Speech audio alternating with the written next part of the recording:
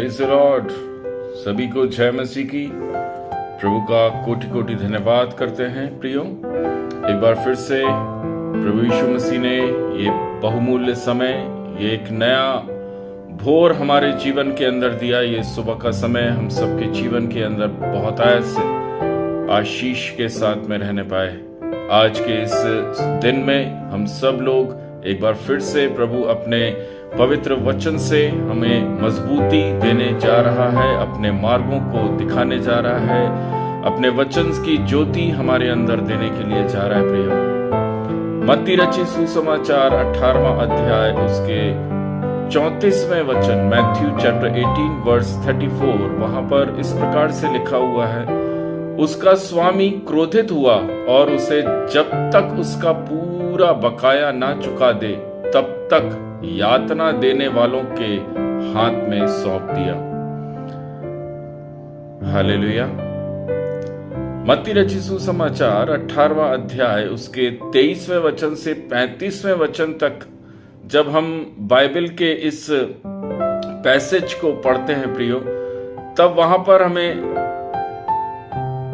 बहुत सारी बातें सीखने को मिलती हैं, जो आज पवित्र आत्मा ने जो बात को समझाया है, आप लोगों के बीच में रखने का एक मौका दिया है, वो यह है कि प्रभु यीशु मसीह ने हम सबों को स्वतंत्र होने के लिए बुलाया है। ये स्वतंत्रता प्रियो हमारी तब तक ही है जब तक हम उसकी आज्ञाकारिता के अनुसार चलते हैं।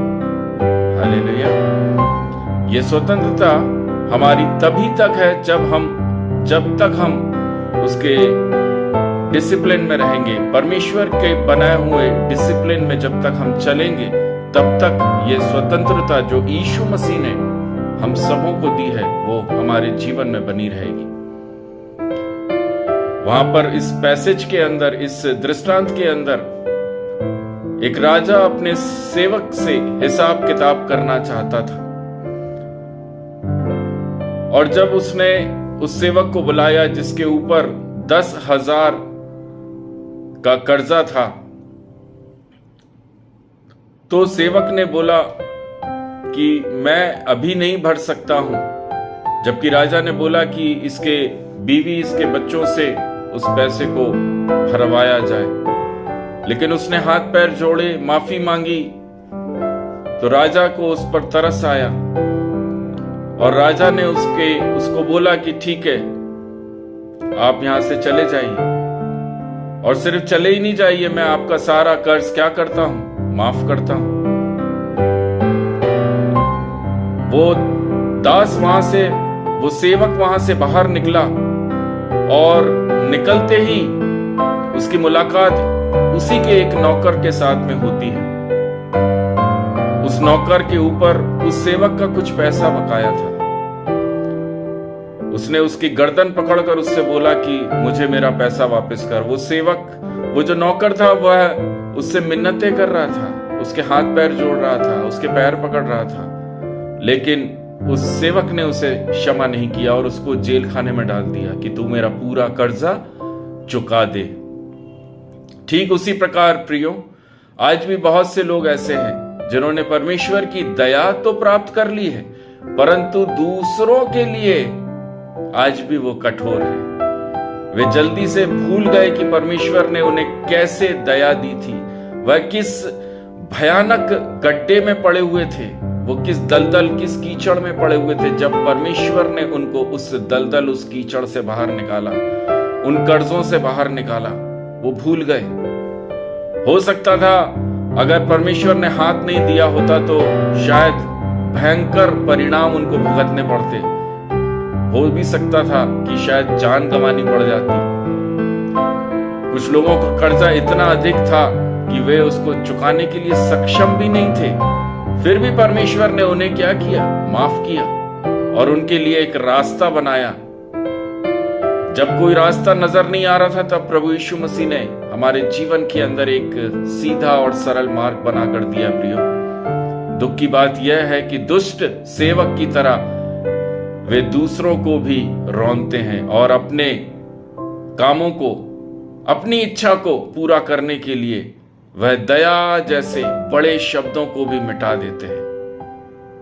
जब राजा को पता चला कि उस दुष्ट सेवक ने अपने साथी नौकर के साथ क्या किया, तो नौकर को बुलाया, उसकी दया रद्द कर दी और सेवक को वापस जेल में डाल दिया। इस तरह वह वापस बंधन में चला गया। प्रभु यीशु मसीह के वचन के अंदर लिखा है, बाइबल में कई जगह लिखा है, हम मसीह लोगों को बंधुआई से छुड़ाया गया है, हम दाम देकर मोल लिए गए हैं। लेकिन आज भी जब हम इस प्रकार से काम करते हैं तो हमारे इन कामों के कारण हम वापस से क्या हो जाते हैं, बंधुआई में चले जाते हैं। क्षमा करना हमारा अभिन्न अंग है, क्योंकि हमें क्षमा मिली है, इसलिए हमें क्षमा करना जरूरी है। वापस बंधन में नहीं पड़ना चाहिए, वापस मत जाइए बंधनों के अंदर। ये मत सोचिए कि आप स्वतंत्र हो गए तो अब आप स्वतंत्र ही रहेंगे। आपकी गलतियों से, आपके पाप के कारण आप वापस से बंधनों में जा सकते हैं, आपकी स्वतंत्रता छीनी जा सकती है। हमेशा क्षमा हमारे अंदर से बाहर दिखने पाए। आमीन।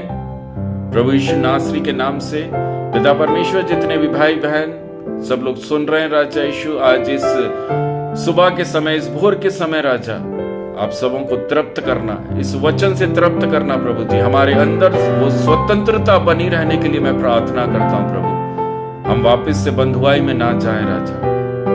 प्रार्थना करते हैं राजा, इस आज के मन्ने में खुदावन आपकी सामर्थ हर एक जन अपने जीवन में महसूस कर सके।